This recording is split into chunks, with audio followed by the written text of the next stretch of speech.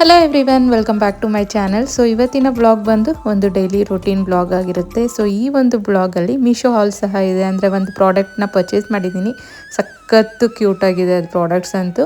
ಮತ್ತು ಇಷ್ಟೇ ಹೇಳ್ತೀರಾ, ಟೊಮೆಟೊ ಯೂಸ್ ಮಾಡಿಕೊಂಡು ಒಂದು ಟೊಮೆಟೊ ಪಚ್ಚಡಿ ಅವ್ರ ಟೊಮೆಟೊ ಪಿಕ್ಕಲ್ ಮಾಡೋದನ್ನು ಸಹ ತೋರಿಸ್ಕೊಟ್ಟಿದ್ದೀನಿ. ಸೊ ಈ ಹಾಸ್ಟೆಲಲ್ಲಿ ಇರಬೇಕಾದ್ರೆ ನಮ್ಮದು ಲೈಫ್ ಸೇವರ್ ಅಂತಲೇ ಹೇಳ್ಬೋದು ಆ ಪಿಕ್ಕಲ್. ಸೊ ಅದನ್ನು ನಿಮ್ಮೆಲ್ಲರ ಜೊತೆ ಶೇರ್ ಮಾಡ್ಕೊಳ್ತಾ ಇದ್ದೀನಿ, ಬನ್ನಿ ನೋಡೋಣ. ಸೊ ಇವತ್ತು ಬೆಳಗ್ಗೆ ಬ್ರೇಕ್ಫಾಸ್ಟ್ಗೆ ಮಜ್ಜಿಗೆ ಮತ್ತು ಅನ್ನ ಮಾಡ್ಕೊಂಡಿದ್ದೆ. ಇವಾಗ ಸಮ್ಮರ್ ಅಲ್ವಾ, ತುಂಬಾ ಸೆಕೆ. ಸೊ ಮಕ್ಕಳು ಲೈಕ್ ಏನು ಹೆವಿ ತಿನ್ನೋಕ್ಕೆ ಇಷ್ಟಪಡ್ತಾ ಇಲ್ಲ. ಅನ್ನ ಮೊಸರು ಮಾಡಮ್ಮ ಅಂದರು. ಸೊ ನಾನು ಲೈಟಾಗಿ ಮಜ್ಜಿಗೆ ಮತ್ತು ಅನ್ನ ಮಾಡ್ಕೊಂಡಿದ್ದೆ. ಸ್ಯಾಟರ್ಡೆ ಬೇರೆ ಇವತ್ತು, ಸೊ ಅವ್ರಿಗೆ ಆಫ್ ಡೇ. ಸೊ ಬಾಕ್ಸಸ್ ಎಲ್ಲ ಏನು ತೊಗೊಂಡು ಹೋಗೋಂಗಿರಲ್ಲ. ಸೊ ಮಧ್ಯಾಹ್ನದ ಮೇಲೆ ಏನಾರ ಮಾಡ್ಕೊಳ್ಳೋಣ ಅಂತ ಇವಾಗ ಜಸ್ಟು ಮಜ್ಜಿಗೆ ಅನ್ನ ಮಾಡಿದ್ದೀನಿ. ಸೊ ಇವಾಗ ಈ ಒಂದು ಬುಕ್ನ ಓದಬೇಕು ಅಂತ ಒಂದು ವೀಕಿಂದ ಅಂದ್ಕೊಳ್ತಾ ಇದ್ದೀನಿ. ಟೈಮೇ ಸಿಗ್ತಾಯಿಲ್ಲ. ಅಬ್ದುಲ್ ಕಲಾಂ ಅವ್ರದ್ದು.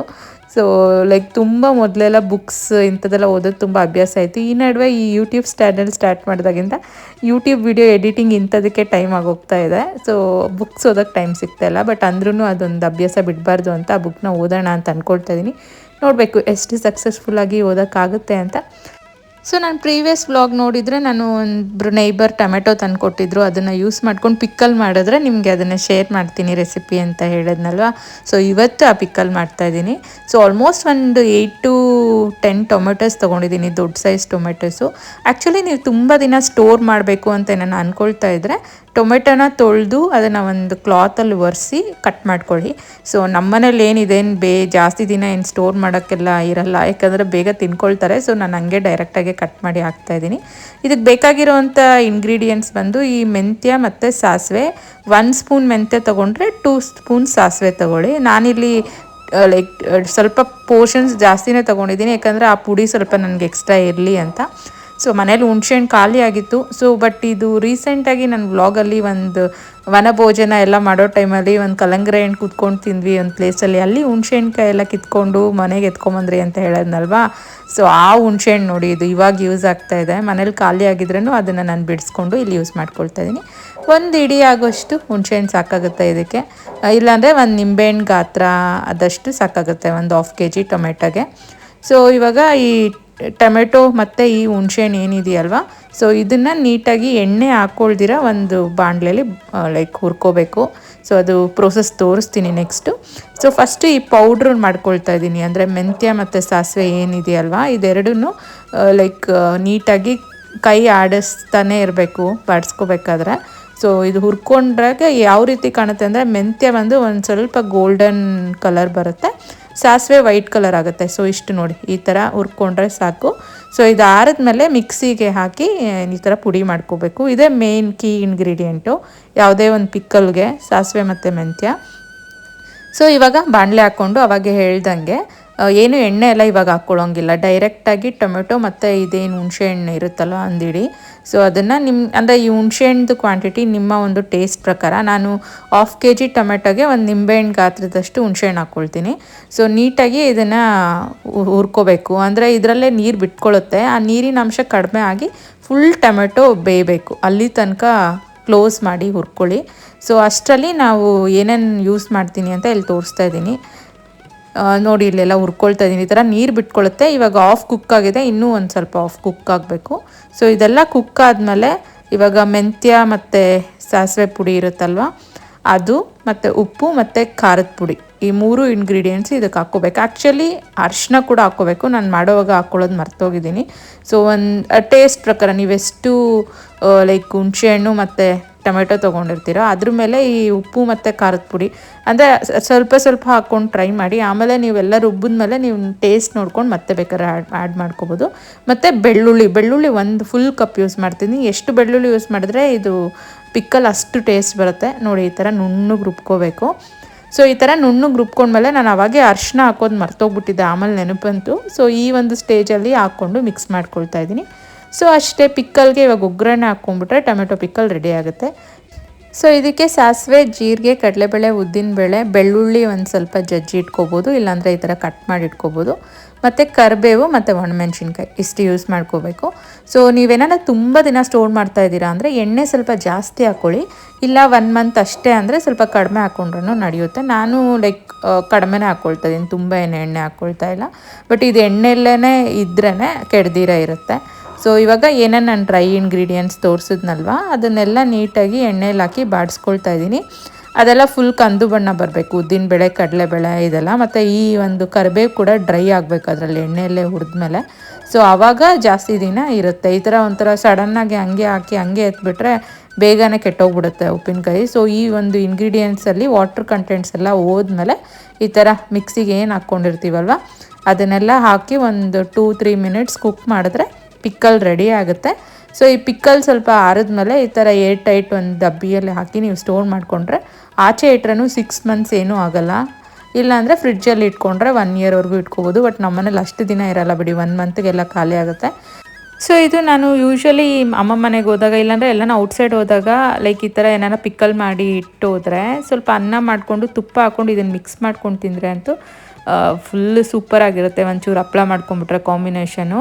ಸೊ ಒಂದು ಸಲ ಟ್ರೈ ಮಾಡಿ ನೋಡಿ ಈ ಒಂದು ಟೊಮೆಟೊ ಪಚ್ಚಡಿನ, ತುಂಬಾ ಸೂಪರಾಗಿರುತ್ತೆ. ಸೊ ಇದು ನನಗೆ 1 ಮಂತ್ ಟು 1.5 ಮಂತ್ವರೆಗೂ ಬರ್ಬೋದು ಅಂದ್ಕೊಂಡಿದ್ದೀನಿ. ಸೊ ಇವಾಗೆಲ್ಲ ಸ್ಟೋರ್ ಮಾಡಿ ಈ ಪುಡಿ ಏನಿದೆಯಲ್ಲ ಇದು 3 ಟೇಬಲ್ ಸ್ಪೂನ್ ಅಷ್ಟೇ ನಾನು ಯೂಸ್ ಮಾಡಿಕೊಂಡೆ ಪಿಕ್ಕಲ್ಗೆ.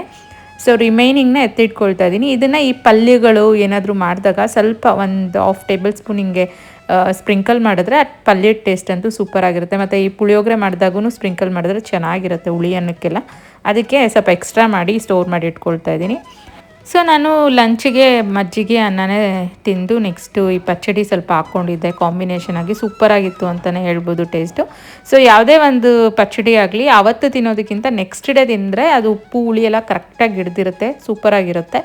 ಸೊ ನೀವು ಟ್ರೈ ಮಾಡಿ. ಸೊ ನೆಕ್ಸ್ಟ್ ಬಂದು ಈ ಒಂದು ಪೋತ್ಲಿ ಬಾಕ್ಸ್ ಆರ್ಡ್ರ್ ಮಾಡಿದ್ದೆ ಈ ಮೀಶೋಯಿಂದ. ಅದು ಇವತ್ತು ಡೆಲಿವರಿ ಬಂತು. ಕ್ವಾಲಿಟಿ ಮಾತ್ರ ಸೂಪರಾಗಿದೆ, ನನಗಂತೂ ತುಂಬಾ ಇಷ್ಟ ಆಯಿತು ಅಂತಲೇ ಹೇಳ್ಬೋದು ರಿವ್ಯೂ ಕೊಡಬೇಕಾದ್ರೆ. ಸೊ ಇವಾಗ ನಾನು ಇದು ಏನಕ್ಕೆ ತರಿಸಿದ್ದೀನಿ ಅಂತ ಕೇಳೋದಾದರೆ, ಇವಾಗ ಮಾಘ ಅಲ್ವಾ, ತುಂಬ ಜನ ಲೈಕ್ ಮನೆಗೆ ಕಾರ್ಡ್ಸ್ ಕೊಡೋಕ್ಕೆ, ಫಂಕ್ಷನ್ಸ್ಗೆ ಕರೆಯೋಕ್ಕೆ ಎಲ್ಲ ಬರ್ತಾ ಇರ್ತಾರೆ. ಸೊ ರಿಟರ್ನ್ ಹೋಗ್ಬೇಕಾದ್ರೆ ಅರ್ಶಿನ ಕುಂಕುಮ ಕೊಟ್ಟು ತಾಂಬೂಲ ಎಲ್ಲ ಕೊಡ್ತೀನಲ್ಲ, ಆವಾಗ ಬ್ಲೌಸ್ ಪೀಸಸ್ಸು ಇಂಥದ್ದು ಕೊಡ್ತಾಯಿದ್ದೀನಿ. ಸೊ ಬಟ್ ಅದಕ್ಕಿಂತ ಏನಾದರೂ ಯೂಸ್ಫುಲ್ ಕೊಡೋಣ ಅಂತ. ಸೊ ಈ ಥರ ಒಂದು ಪೋತ್ಲಿ ಬ್ಯಾಗ್ ಕೊಟ್ಟರೆ ಹೆಣ್ಮಕ್ಳು ಮದುವೆಗಳ ಟೈಮಲ್ಲಿ ಎಲ್ಲ ಯೂಸ್ ಮಾಡ್ತಾರೆ, ಇಲ್ಲ ಎಲ್ಲಾದರೂ ಫಂಕ್ಷನ್ಸ್ಗೆ ಹೋಗೋವಾಗೆಲ್ಲ ಯೂಸ್ ಆಗುತ್ತೆ. ಅದೇ ಬ್ಲೌಸ್ ಪೀಸ್ ಕೊಟ್ಟರೆ ಅದನ್ನು ಮತ್ತೆ ಹೋಗಿ ಸ್ಟೋರ್ ಮಾಡ್ತಾರೆ, ಅದನ್ನು ಮತ್ತೆ ಇನ್ನೊಬ್ರು ಯಾರಿಗೂ ಅರ್ಶಿನ ಕುಂಕುಮಕ್ಕೆ ಯೂಸ್ ಮಾಡ್ತಾರೆ. ಬಟ್ ಅದನ್ನು ಸ್ಟಿಚ್ಚಿಂಗ್ ಎಲ್ಲ ಏನೂ ಕೊಡೋಲ್ಲ. ಸೊ ನನಗೆ ಯಾಕೋ ಈ ಬ್ಲೌಸ್ ಪೀಸ್ ಕೊಡೋ ಒಂದು ಕಾನ್ಸೆಪ್ಟು ವೇಸ್ಟ್ ಅನ್ನಿಸ್ತು. ಬಟ್ ಕೊಡ್ತಾ ಇದ್ದೀನಿ. ಜೊತೆಗೆ ಈ ಥರದ್ದು ಏನಾದರೂ ಯೂಸ್ಫುಲ್ ಒಂದು ಗಿಫ್ಟ್ ಕೊಟ್ಟರೆ ಯೂಸ್ ಆಗುತ್ತೆ. ಅದರಲ್ಲೂ ಹೆಣ್ಮಕ್ಳಿಗೆ ಈ ಥರ ಪೌಚಸ್ಸು, ಈ ಥರ ಕ್ಲಚಸ್ ಎಲ್ಲ ಕೊಟ್ಟರೆ ಯೂಸ್ ಆಗುತ್ತೆ ಅಂತ ತರಿಸಿದ್ದೀನಿ. ಫಸ್ಟ್ ಕ್ವಾಲಿಟಿ ಹೆಂಗಿದೆ ನೋಡೋಣ ಅಂತ ಕಡಿಮೆ ಕ್ವಾಂಟಿಟಿನೇ ತರಿಸಿದ್ದೀನಿ. ಇದು 6 ಸೆಟ್ ಆಫ್ 6 ತರಿಸಿದ್ದೀನಿ. ಸೊ ಮೇಲೆ ವೆಲ್ವೆಟ್ ಕ್ಲಾತ್ ಇದೆ. ಮತ್ತು ಈ ಒಂದು ಲೈಕ್ ಇಟ್ಕೊಳ್ಳೋಕ್ಕೆ ಇದೊಂದು ಕೊಟ್ಟಿದ್ದಾರಲ್ಲ, ಇದು ಬೀಡ್ಸ್ ಇದೆ.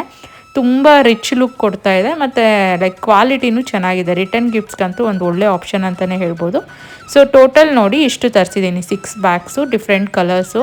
ಸೊ ನೆಕ್ಸ್ಟು ತರಿಸ್ಬೇಕಾದ್ರೆ ಒಂದೇ ಕಲರ್ ತರಿಸೋಣ ಅಂತ ಅಂದ್ಕೊಳ್ತಿದ್ದೀನಿ. ಯಾಕಂದರೆ ಈ ಬ್ಲ್ಯಾಕ್ ಕಲರ್ ಒಂದು ಬಂದಿದೆ. ಬ್ಲ್ಯಾಕ್ ಕಲರ್ ಕೊಡ್ಬೋದೋ ಇಲ್ಲೋ ಅರ್ಶಿನ ಕುಂಕುಮಕ್ಕೆ ಗೊತ್ತಿಲ್ಲ. ಸೊ ಅದನ್ನು ನಾನೇ ಪರ್ಸ್ನಲಾಗಿ ಯೂಸ್ ಮಾಡೋಣ ಅಂದ್ಕೊಳ್ತಾ ಇದ್ದೀನಿ. ಬಟ್ ಬೇರೆ ಎಲ್ಲ ಕಲರ್ಸ್ಗೆ ನೋಡಿ ಒಳಗಡೆ ಕಾಟನ್ ಕ್ಲಾತು, ಮೇಲೆ ವೆಲ್ವೆಟ್ ಬಟ್ಟೆ. ಸೊ ತುಂಬಾ ಚೆನ್ನಾಗಿದೆ ಕ್ವಾಲಿಟಿ. ರಿಟರ್ನ್ ಗಿಫ್ಟ್ಸ್ಗೆ ಒಂದು ಒಳ್ಳೆ ಆಪ್ಷನು.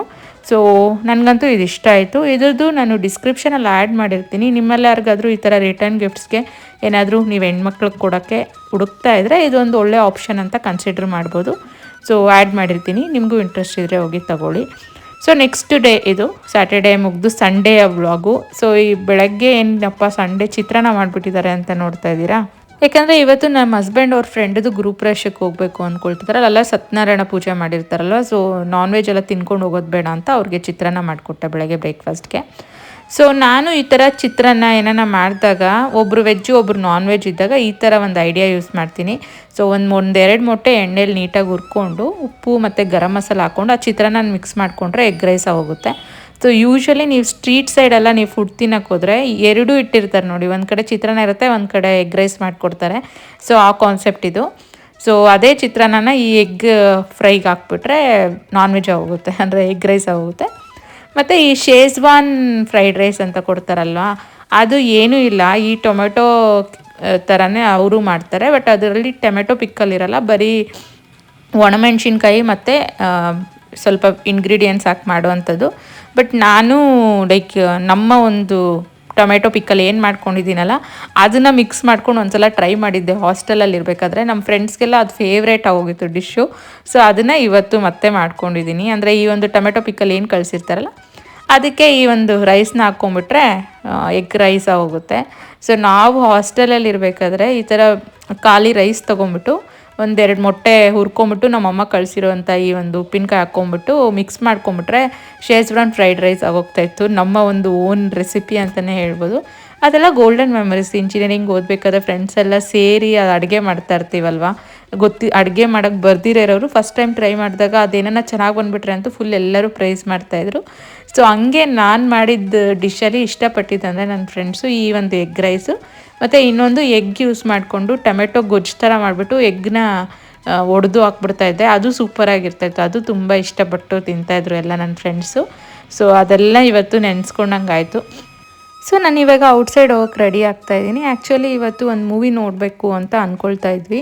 ಹಂಗೆ ಹೆಂಗೂ ಲೈಕ್ ಮಧ್ಯಾಹ್ನ ಎಲ್ಲರೂ ಲಂಚ್ ಮಾಡಿಕೊಂಡು ಹಂಗೆ ಹೋಗೋಣ ಮೂವಿಗೆ ರೆಡಿಯಾಗಿರು ಅಂತ ಹೇಳಿ ಹೋದರು ಗ್ರೂಪೇಶ್ಗೆ ಹೋಗುವಾಗ ಹಸ್ಬೆಂಡು. ಬಟ್ ಮತ್ತೆ ನೆಕ್ಸ್ಟು ಒಂದು ಹಾಫ್ ಆನ್ ಅವರ್ಗೆಲ್ಲ ಫೋನ್ ಮಾಡಿ ನಾನು ಲಂಚೆಲ್ಲ ಔಟ್ಸೈಡ್ ಕರ್ಕೊಂಡು ಹೋಗೋಕ್ಕಾಗಲ್ಲ, ಇಲ್ಲೇ ಫ್ರೆಂಡ್ಸ್ ಎಲ್ಲ ತುಂಬ ಜನ ಸಿಕ್ಕಿದ್ದಾರೆ, ಜೊತೆಲೇ ಊಟ ತಿಂತಾಯಿದ್ದೀನಿ, ನೀನೇನೋ ಪಾರ್ಸಲ್ ತೊಗೊಂಬಿಡು ಅಂದರು. ಸೊ ಆಯಿತು ಅಂತ ನಾನು ಇವಾಗ ಒಂದು ಆರ್ಡ್ರ್ ಮಾಡ್ಕೊಂಬಿಟ್ಟಿದ್ದೀನಿ ಊಟ ಮಧ್ಯಾಹ್ನಕ್ಕೆ. ಸೊ ಅದು ಬರೋ ಟೈಮ್ಗೆ ಏನಾದರೂ ರಿಮೈನಿಂಗ್ ಟಾಸ್ಕ್ಸ್ ಎಲ್ಲ ಇದ್ದರೆ ಮುಗಿಸ್ಕೊಳ್ಳೋಣ ಅಂತ ಇವಾಗ ಇದೊಂದು ಪೆಂಡಿಂಗ್ ಇತ್ತು. ಅಂದರೆ ರೈಸ್ ಎಲ್ಲ ರೀಫಿಲ್ಲಿಂಗ್ ಮಾಡಿರಲಿಲ್ಲ, ಮೊನ್ನೆ ಎಲ್ಲ ತೊಳೆದು ಒರೆಸಿ ಇಟ್ಟಿದ್ದೆ ಬಾಕ್ಸು. ಬಟ್ ಇವಾಗ ಎಲ್ಲ ರೀಫಿಲ್ಲಿಂಗ್ ಮಾಡ್ಕೊಳ್ತಿದ್ದೀನಿ. ನನಗಂತೂ ಈ ಥರ ರೆಡಿ ಆಗಿಬಿಟ್ಮೇಲೆ ಸಡನ್ನಾಗಿ ಕರ್ಕೊಂಡು ಹೋಗ್ಬಿಡ್ಬೇಕು. ವೆಯ್ಟಿಂಗ್ ಅಂದರೆ ನಂಗೆ ತುಂಬಾ ಕಷ್ಟ ಆಗುತ್ತೆ, ಅವಾಗ ತುಂಬ ಕೋಪ ಬರ್ತಾ ಇರುತ್ತೆ. ಸೊ ಯಾವಾಗೂ ಹಿಂಗೆ ಆಗುತ್ತೆ, ರೆಡಿ ಆದಮೇಲೆ ಲೈಕ್ ಡಿಲೇ ಮಾಡ್ತಾರೆ ನಮ್ಮ ಹಸ್ಬೆಂಡ್, ಏನೋ ಒಂದು ಬೇರೆ ಕೆಲಸ ಇಟ್ಕೊಳ್ತಾರೆ. ಸೊ ಅದೆಲ್ಲ ಕೋಪ ಬರ್ದಿರ ಇರಬೇಕಂದ್ರೆ ನಾನು ಏನಾದರೂ ಒಂದು ಟಾಸ್ಕಲ್ಲಿ ಬ್ಯುಸಿ ಆದರೆ ಸ್ವಲ್ಪ ನಾನು ಅದು ಮೈಂಡ್ ಹೊಟ್ಟೋಗುತ್ತೆ. ಇಲ್ಲ ರೆಡಿಯಾಗಿ ಕೂತ್ರೆ ಅಂತೂ ಸೊ ಹಂಗೆ ಕೋಪ ಬರ್ತಾನೆ ಇರುತ್ತೆ. ಸೊ ನಿಮ್ಮಲ್ಲಿ ಎಷ್ಟು ಜನಕ್ಕೆ ಇದೇ ಥರ ಆಗುತ್ತೆ, ರೆಡಿ ಆದಮೇಲೆ ಲೈಕ್ ಡಿಲೇ ಮಾಡಿದ್ರೆ ಕೋಪ ಬರುತ್ತೆ, ಕಮೆಂಟ್ಸಲ್ಲಿ ತಿಳಿಸಿ. ಸೊ ಇವಾಗ ಟಾಸ್ಕು ಮುಗೀತು. ಅಷ್ಟರಲ್ಲಿ ಪಾರ್ಸಲ್ ಸಹ ಮನೆಗೆ ಡೆಲಿವರಿ ಬಂತು. ಸೊ ಇವತ್ತು ಬಂದು ನಾನು ಮಟನ್ ಬಿರಿಯಾನಿ ಕಾಂಬೋ ತೊಗೊಂಡಿದ್ದೀನಿ. ಕೋಲಾರಲ್ಲಿ ಸಿಟಿ ಹೋಟ್ಲ್ ಅಂತ ಒಂದು ಫೇಮಸ್ ರೆಸ್ಟೋರೆಂಟ್ ಇದೆ, ಬಿರಿಯಾನಿಗೆ ಫೇಮಸ್ ಆ ರೆಸ್ಟೋರೆಂಟು. ಸೊ ನೀವೇನಾದರೂ ಕೋಲಾರಕ್ಕೆ ಬಂದಾಗ ಈ ಒಂದು ರೆಸ್ಟೋರೆಂಟಲ್ಲಿ ಮಟನ್ ಬಿರಿಯಾನಿ ಟ್ರೈ ಮಾಡಿ, ತುಂಬಾ ಚೆನ್ನಾಗಿ ಕೊಡ್ತಾನೆ. ಸೊ ಈ ಕಾಂಬೋ ಏನಕ್ಕೆ ತೊಗೊಳ್ತೀನಿ ಅಂದರೆ ಲೈಕ್ ಇದರಲ್ಲಿ ಬಿರಿಯಾನಿ, ಕಬಾಬ್ ಮತ್ತು ಲೈಮ್ ಸೋಡಾ ಸಿಗುತ್ತೆ. ನನ್ನ ಫೇವ್ರೇಟ್ ಈ ಮೂರೂ ಈ combo. So like actually dessert ಇತ್ತು ಇವತ್ತು ಕಾಂಬೋ ಅಲ್ಲಿ. ಬಟ್ ನಾನು ಫೋನ್ ಮಾಡಿ ಇಲ್ಲ ಡೆಸರ್ಟಿಗೆ ಬದಲು ನನಗೆ ಕಬಾಬ್ ರಿಪ್ಲೇಸ್ ಮಾಡಿ ಅಂದರೆ ಪಾಪ ಮಾಡಿಕೊಟ್ರು. ಸೊ ಒಂದು ಒಳ್ಳೆ ಊಟ ತಿಂದ್ಕೊಂಡು ಸ್ವಲ್ಪ ಹೊತ್ತು ರೆಸ್ಟ್ ತೊಗೊಳ್ಳೋಷ್ಟರಲ್ಲಿ ಹಸ್ಬೆಂಡು ಬಂದು ಮೂವಿಗೆ ಕರ್ಕೊಂಡೋದ್ರು. ಕೋಲಾರಲ್ಲಿ ಭವಾನಿ ಥಿಯೇಟ್ರಲ್ಲಿ ಚಾವಾ ಮೂವಿ ಹಾಕಿದ್ರು. ಲಾಸ್ಟ್ ವೀಕೇ ಹೋಗಬೇಕು ಅಂತಿದ್ವಿ, ಬಟ್ ಏನೋ ರೀಸನ್ಸಿಂದ ಹೋಗೋಕ್ಕಾಗಲಿಲ್ಲ. ಸೊ ಇವತ್ತು ಮೂವಿ ನೋಡೋಕ್ಕೆ ಬಂದಿದ್ದೀವಿ. ಸೊ ಮೂವಿ ಬಗ್ಗೆ ನಾನು ರಿವ್ಯೂಸ್ ಹೇಳಬೇಕಾದ್ರೆ ಸಖತ್ ಪೇಟ್ರಿಯಾಟಿಕ್ ಮೂವಿ ಅಂತಲೇ ಹೇಳ್ಬೋದು. ನನಗಂತೂ ತುಂಬಾ ಇಷ್ಟ ಆಯಿತು. ಸೊ ಎಲ್ಲರೂ ಪ್ರತಿಯೊಬ್ಬರು ತುಂಬಾ ಚೆನ್ನಾಗಿ ಆ್ಯಕ್ಟಿಂಗ್ ಮಾಡಿದ್ದಾರೆ. ನನಗಂತೂ ಲೈಕ್ ಔಟ್ಸೈಡ್ ಬರಬೇಕಾದ್ರೆ ಮರಾಠರು ಇಷ್ಟು ನಮ್ಮ ದೇಶಕ್ಕೋಸ್ಕರ ಸ್ವರಾಜ್ಯಕ್ಕೋಸ್ಕರ ಹೋರಾಡಿದ್ರ ಅಂತ ಒಂಥರ ಶಾಕ್ ಆಯಿತು. ಬಟ್ ಒಳ್ಳೆ ಮೂವಿ ಅಂತಲೇ ಹೇಳ್ಬೋದು. ಎಲ್ಲರೂ ಹೋಗಿ ಥಿಯೇಟ್ರಲ್ಲಿ ವಾಚ್ ಮಾಡಿ. ಸೊ ನೆಕ್ಸ್ಟು ಸ್ವಲ್ಪ ಶಾಪಿಂಗ್ ಎಲ್ಲ ಇತ್ತು. ಅಂದರೆ ಈ ಪ್ರೆಸ್ಟೇಜ್ದು ಅದು ವಾಷರ್ಗೆ ಸ್ವಲ್ಪ ಹಾಳಾಗಿತ್ತು, ಮತ್ತು ಈ ಚಾಪರ್ದು ಬ್ಲೇಡ್ಸ್ ಎಲ್ಲ ಹಾಳಾಗಿತ್ತು. ಅದೆಲ್ಲ ಪರ್ಚೇಸ್ ಮಾಡಿಕೊಂಡು ನೆಕ್ಸ್ಟ್ ಮಕ್ಕಳನ್ನ ಅಮ್ಮ ಮನೆಯಿಂದ ಕರ್ಕೊಂಡು ಇಲ್ಲಿ ಫ್ರೂಟ್ಸ್ ಎಲ್ಲ ತೊಗೊಳ್ತಾ ಇದ್ದೀನಿ. ನೆಕ್ಸ್ಟ್ ಡೇ ಸ್ಕೂಲ್ಗೆ ಎಲ್ಲ ಸ್ನ್ಯಾಕ್ಸ್ಗೆ ಎಲ್ಲ ಬೇಕಾಗುತ್ತಲ್ವ ಅಂತ ಎಲ್ಲ ತೊಗೊಂಡು, ಅಂದರೆ ಬನಾನಾ ಸ್ವಲ್ಪ, ಆರೆಂಜ್ ಸ್ವಲ್ಪ ಮತ್ತು ಲಿಚ್ಚಿ ಎಲ್ಲ ತಂದ್ವಿ. ಸೊ ಅದನ್ನೆಲ್ಲ ಸ್ಟೋರ್ ಮಾಡಿ ಇಟ್ಕೊಳ್ತಾ ಇದ್ದೀನಿ, ವಾಟ್ರ್ ಮೆಲೂನು ಎಲ್ಲ. ಸೊ ಈಗಿರುತ್ತೆ ಯೂಶ್ವಲಿ ನನ್ನ ಒಂದು ಡೇ. ಸೊ ರಂಗೋಲಿ ಪುಡಿ ಎಲ್ಲ ಖಾಲಿ ಆಗಿತ್ತು, ಬಟ್ ಅಲ್ಲಿ ಸಿಗಲಿಲ್ಲ ನನಗೆ ಔಟ್ಸೈಡು ಆ ಶಾಪಲ್ಲಿ, ನಾನು ರೆಗ್ಯುಲರಾಗಿ ಹೋಗೋ ಶಾಪಲ್ಲಿ. ಅದಕ್ಕೆ ಅದೊಂದು ಮಿಸ್ ಆಯಿತು ಇವತ್ತು ಶಾಪಿಂಗ್ ಲಿಸ್ಟಲ್ಲಿ. ಸೊ ನೈಟೇನು ಅಡುಗೆ ಮಾಡಿರಲಿಲ್ಲ, ಅಮ್ಮನೇ ಮಧ್ಯಾಹ್ನ ಏನು ಮಾಡಿದ್ರು ಅದನ್ನೇ ಪಾರ್ಸಲ್ ಕಳಿಸಿದ್ರು. ಸೊ ಅದಕ್ಕೆ ಸ್ವಲ್ಪ ರೈಸ್ ಇಟ್ಕೊಂಡು ಡೇನ ಎಂಡ್ ಮಾಡಿದೆ. ಸೊ ಇವತ್ತು ಕುಕ್ಕಿಂಗ್ ಅಂತೂ ಫುಲ್ಲು ನಿಲ್ ಅಂತಲೇ ಹೇಳ್ಬೋದು. ಬೆಳಗ್ಗೆ ಸ್ವಲ್ಪ ಎಗ್ ರೈಸ್ ಮಾಡ್ಕೊಂಡಿದ್ದಷ್ಟೇ, ಅದಾದಮೇಲೆ ಏನೂ ಕುಕ್ಕಿಂಗ್ ಟಾಸ್ಕೇ ಇರಲಿಲ್ಲ. ಸೊ ಈ ರೀತಿ ಇತ್ತು ನನ್ನ ಒಂದು ವೀಕೆಂಡು.